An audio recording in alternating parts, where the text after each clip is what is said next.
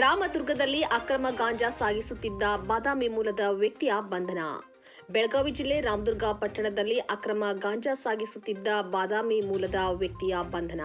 PSI Savita ಮುನ್ಯಾಳ್ ಭರ್ಜರಿ ಬೇಟೆ. ರಾಮದುರ್ಗದಲ್ಲಿ ಖಾಕಿ ಪಡೆ ಭರ್ಜರಿ ಬೇಟೆಯಾಡಿದೆ. ಖಚಿತ ಮಾಹಿತಿ ಮೇರೆಗೆ ದಾಳಿ ನಡೆಸಿದ ಪೊಲೀಸರು ಅಕ್ರಮವಾಗಿ ಗಾಂಜಾ ಸಾಗಿಸುತ್ತಿದ್ದ ಬಾದಾಮಿ ಮೂಲದ ಖದೀಮನನ್ನು ಹೆಡೆಮುರಿ ಕಟ್ಟಿದ್ದಾರೆ. ಹಾಗಾದ್ರೆ ಎಲ್ಲಿ ನಡೆಯಿತು ಈ ಕಾರ್ಯಾಚರಣೆ? ಆತ ತರುತ್ತಿದ್ದ ಗಾಂಜಾ ಪ್ರಮಾಣ ಎಷ್ಟು? ಇಲ್ಲಿದೆ ಕಂಪ್ಲೀಟ್ ಡೀಟೇಲ್ಸ್. ರಾಮದುರ್ಗ ತಾಲೂಕಿನ ಹಲಗತ್ತಿ ಗ್ರಾಮದ ಬಳಿ ಈಗ ಖಾಕಿ ಪಡೆ ಭರ್ಜರಿ ಆಪರೇಷನ್ ಮಾಡಿದೆ.